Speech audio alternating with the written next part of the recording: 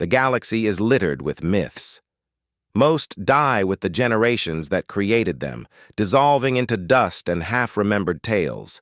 Yet some persist, strange whispers that pass from trader to trader, from soldier to soldier, surviving through centuries. One such myth was that of the human war relic. The stories claimed that humanity, long before their disappearance from the galactic stage, had built a ship unlike any other. A vessel forged not only of metal, but of something deeper, of memory, vengeance, and fire. They said it was left drifting in a forbidden sector, a lone sentinel in the void. Some called it superstition, others a trap for the gullible. No proof had ever been found, only the fearful words, "Do not disturb the relic. It does not forgive." The Karth Dominion laughed at such tales. For centuries, they had grown fat with conquest, absorbing smaller species, breaking fleets, silencing voices. To them, humans were little more than a curiosity from the past, a species that burned brightly once, only to vanish without leaving a trace. Nothing remained of their home world, no colonies, no fleets. To the Dominion, humanity was a cautionary story. The weak perish, the strong endure. So when Dominion scouts reported strange energy signatures from a dead nebula on the edge of mapped space, the Admiralty dismissed the warnings. They gathered an armada of 60 warships and entered the shadows with confidence. And in their arrogance, they woke it. At first, there was only silence. The nebula swallowed sound and sight alike, dust clouds so thick that even sensor beams fractured, like glass. The Dominion fleet advanced cautiously, their engines cutting narrow tunnels of light through the darkness.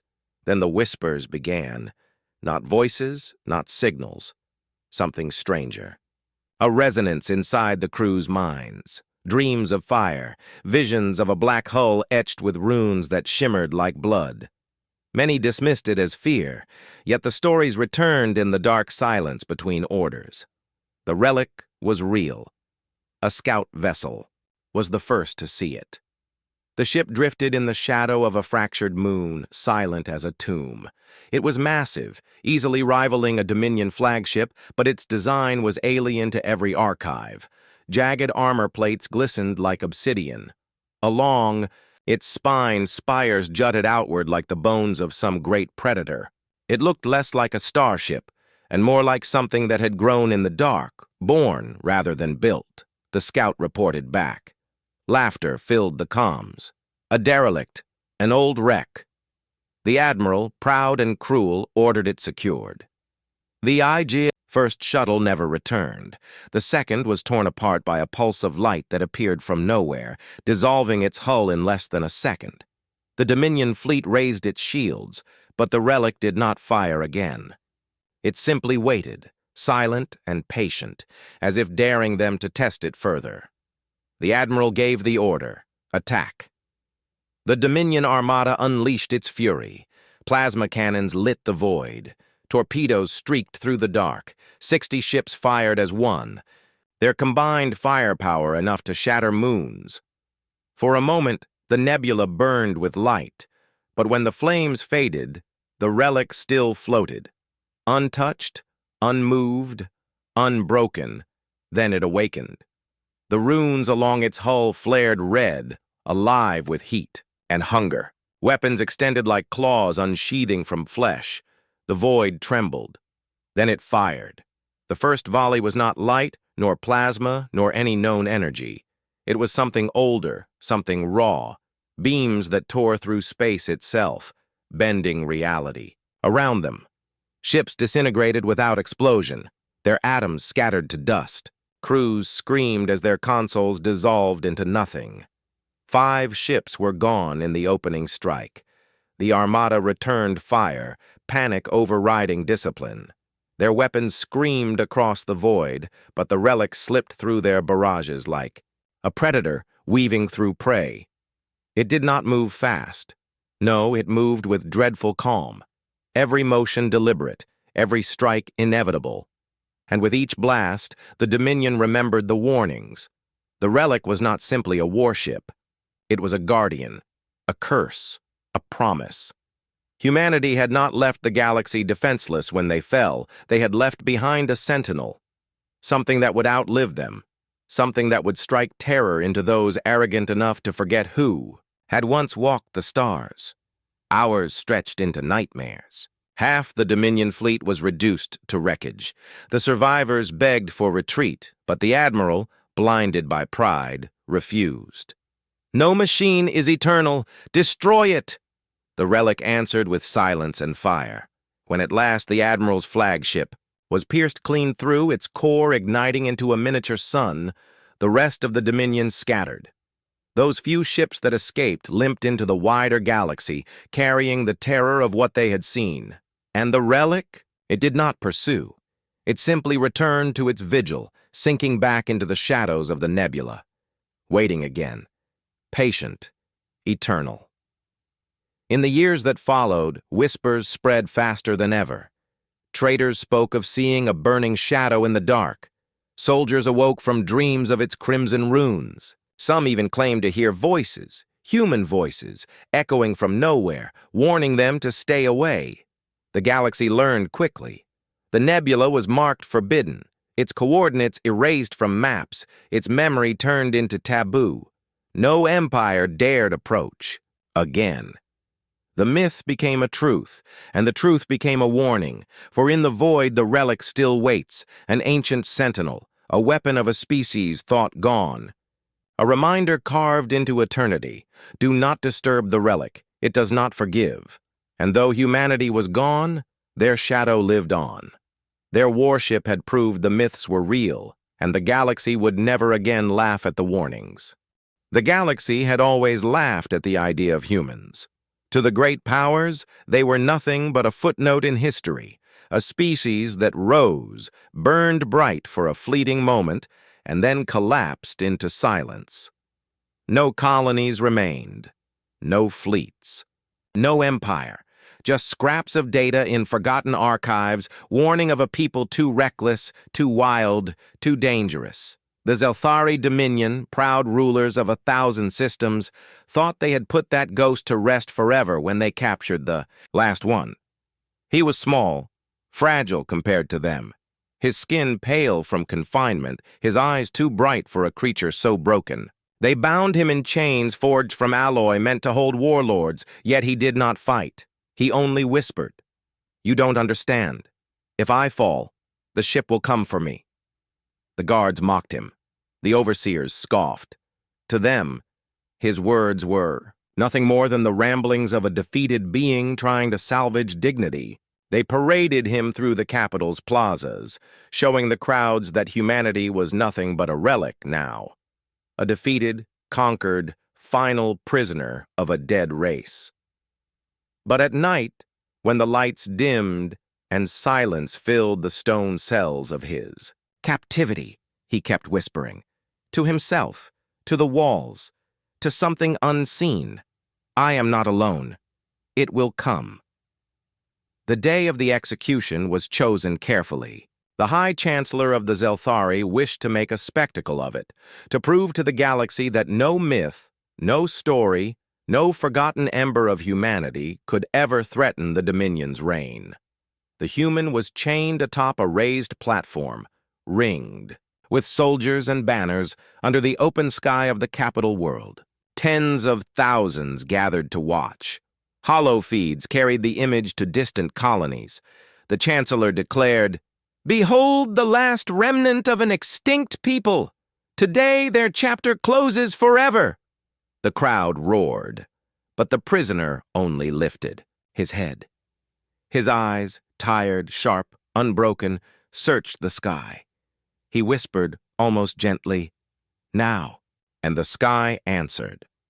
At first it was only a shimmer, like heat mirages bending the light above the capital. Then came the thunder.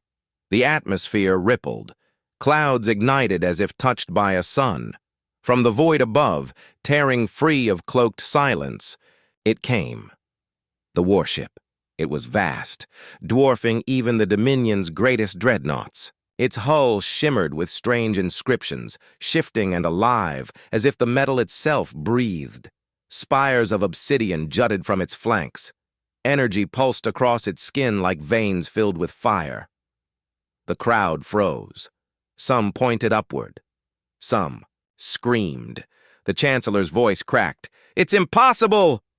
The prisoner's chains shattered, not by his strength, but by the ship's will. A beam of crimson light enveloped him, pulling him upward, carrying him into the heavens like a child reclaimed by its parent. The soldiers fired into the air, their weapons flaring uselessly against the storm that wrapped the prisoner and bore him skyward. He disappeared into the belly of the warship, and then the warship opened its eyes. It did not attack immediately. It hovered above the capital like a god judging the guilty. Its weapons unfolded slowly, deliberately, towers rising. From its back, cannons rotating with dreadful purpose. The Zelthari launched their defense fleets. Dreadnoughts and cruisers swarmed upward, firing volleys of plasma and torpedoes. Explosions lit the sky like fireworks, but the warship did not flinch. Its first strike was a beam so bright it seemed to split the heavens. An entire fleet wing, 30 ships, vanished in an instant, torn apart not by fire but by unmaking. No wreckage remained, just silence. Panic rippled across the Dominion. Orders screamed through comm channels, but the ship was already moving, its weapons singing a song older than the Dominion itself. Every strike was precise, deliberate. It did not fire wildly. It hunted. Every ship that dared to threaten it was erased. Every defense tower silenced. Every missile swatted from the sky as if the warship already knew their paths before they were launched. Within hours, the capital fleet lay in ruins. Inside the ship, the human sat at its core. His chains were gone. His wounds were mended by lights that wove around him like living threads. Before him stretched an ocean of controls, but he did not touch them. He didn't need to. The ship was alive. It pulsed in rhythm with his heartbeat. It answered to his thoughts, his memories, his fury. He felt its ancient hunger, its purpose etched into every line of its being. It was not just a machine, it was a promise. Humanity had built it for this very moment, for the day when their enemies would believe they were gone forever, for the day when the last of them would be mocked, chained, paraded as proof of extinction. The warship had slept for centuries, its systems silent, its heart waiting. All it needed was its master's bloodline, his call. And now, it was awake. The Dominion begged for surrender. They transmitted pleas, desperate bargains, promises of freedom, but the prisoner only whispered through the warship's voice, carried across every channel. "You should have listened," and the ship fired again. The Chancellor's palace was vaporized in a single stroke. Cities crumbled under the precision of its beams. Entire continents shook. Not indiscriminate slaughter. No, the warship's wrath was focused, cutting out the Dominion's ruling heart, sparing the innocent masses who cowered in terror below. For this was not vengeance against the weak, it was justice against the arrogant. Nightfall. The Dominion's capital was nothing but ruins and silence. Their fleets scattered into the void, their leaders gone, their pride broken, and in the dark above, the warship lingered. Its hull glowed with the breath of fire, its weapons humming with unspent fury. Inside, the human closed his eyes. He was no longer a prisoner. He was the last heir of a forgotten people, and his warship, the myth, the relic, the whisper, had proved itself real. The galaxy trembled. Empires whispered. The stories would spread faster than any fleet. The last human lives, and his ship follows him. The Zelthari had thought him alone. They had thought him broken. They had thought humanity was gone. But they were wrong. He was never alone, and the ship would never stop watching. The Valorian Empire had stood for 10,000 years. Its banners flew over half the known galaxy. Its fleets patrolled every trade route. Its armies crushed resistance wherever it sparked. They were a people of science and conquest, certain of their destiny to rule forever. In the archives of their great library of stars lay countless records of conquered civilizations, broken histories, shattered cultures, reduced to nothing more than footnotes. Among them was a small, near-forgotten entry: humans of soul. The archivists had written them off as reckless and doomed, a species that had burned themselves into ruin centuries before the Valorians rose to power. Their homeworld was listed as dead. Their colonies vanished. Their fleets dust. But there was one entry that made the archivists pause, a warning left behind in the ruins of a conquered world. Do not approach Soul. Do not disturb the grave. The silent warship waits, and it does not forgive. Generations of emperors dismissed it as folklore, a weapon that lived forever, a ship that could destroy empires alone. Childish myths. The Valorian Empire had seen 1,000 such legends fade beneath the weight of their power, until the day arrogance demanded proof. Emperor Kyle Varian, newly crowned, sought glory greater than his ancestors. His advisors urged caution, but he was young, hungry, and eager to carve his name into the stars. To him, the forbidden soul system was not a grave. It was an opportunity. If humanity is gone, then their relics belong to us, he declared before the High Council. We will claim them as spoils of a people too weak to endure. Let this silent warship be paraded as our trophy. The council applauded. Orders were given. An armada of 100 warships assembled, the largest fleet in generations, to march into Sol and break the superstition once and for all.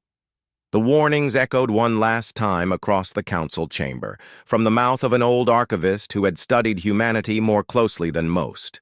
He bowed low and whispered, "Your Majesty, myths are truths in disguise." The Emperor silenced him with a glance, and the armada departed. The Sol system greeted them with silence. The Emperor's flagship led the way, a colossus of black steel bristling with weapons. Around it stretched his proud fleet, cruisers, dreadnoughts, carriers, enough firepower to erase a civilization. But there was nothing to erase. Earth floated below them, scarred and lifeless, its oceans gone, its lands burned into deserts. Ruins of cities jutted like bones through the dust. The other planets were silent as well, Mars cracked, colonies shattered, moons barren. To the Valorians, it was proof. Humanity was truly extinct. The Emperor smiled. "Behold their grave, nothing remains but dust." And then the dust moved. From the shadow of Earth's ruined moon, it rose, the silent warship. Its emergence was slow, deliberate, like a beast waking from centuries of slumber. At first, the Valorian fleets thought it a drifting asteroid. Then the light caught its surface, and they saw the truth. The hull was blacker than the void, jagged and angular, inscribed with runes that glowed faint red. It dwarfed even the Emperor's flagship, casting shadows across their formation. Its silhouette was wrong, unnatural, too symmetrical, too alive. Spires curled outward like claws, and then its eyes opened. The runes across its body flared, crimson fire racing through its veins. The void itself seemed to tremble. The Valorians froze. The myths were real. The Emperor barked orders. "Destroy it!" The armada obeyed. Hundreds of cannons unleashed their fury. Plasma storms tore across the void. Torpedoes screamed. The stars themselves seemed to burn under the weight of their assault. For a moment, the heavens were alight with war, and then the light faded. The silent warship remained, untouched, unmoving, watching. Then it fired. Its first volley erased 20 ships. Not destroyed. Erased. One instant they were there. The next they were dust scattered across the void. No wreckage, no flames, just nothingness. The second volley followed, slower, deliberate. Beams of raw energy lanced through dreadnoughts, slicing them apart like paper. Carrier bays ignited, their fighters consumed before they could launch. Panic tore through the Valorian ranks. Their commanders screamed for retreat, but the Emperor's pride would not allow it. Stand your ground. It cannot be invincible. But it was. The warship moved like a predator in deep water, slow, patient, inevitable. It wasted no energy, no motion. Every strike shattered another piece of the armada. Every blast carried the weight of centuries of silence, and all the while, the warnings echoed in the minds of those who survived. Do not disturb the grave. Hours passed. The battle became slaughter. Of 100 proud warships, barely 20 remained, and they fled into the dark, their engines screaming as they abandoned their emperor. His flagship still stood, defiant, surrounded by wreckage. The silent warship turned toward him. Its runes glowed brighter, crimson bleeding into white. For the first time, the Emperor felt fear. He spoke into the void, his voice breaking across. Open comms. Why? Humanity is gone. Why do you fight still? The warship answered. Not with sound, not with words, but with a voice inside his mind, ancient, cold, human. Humanity is not gone. Humanity is memory. Humanity is vengeance. Humanity is me. And the beam fired. The Emperor's flagship split in two, dissolving into light. His empire died with him. The survivors carried the tale back to the stars. The Valorian Empire, once eternal, collapsed in months. Without their fleets, their colonies broke free. Rivals consumed their borders. Their banners fell, their history ended. But the warship did not pursue. It returned to its vigil above Earth, silent once more, its crimson, runes dimming to ember. The galaxy understood at last. The warnings had been truth. The myths had been mercy. The silent warship of Terra was no relic. It was humanity's legacy, a sentinel built to outlive their flesh, to guard their grave, to punish arrogance. And so, the galaxy marked Sul as forbidden. No one entered again. No one dared, because in the shadow of Earth, it still waits, and the galaxy knows now myths are truths in disguise.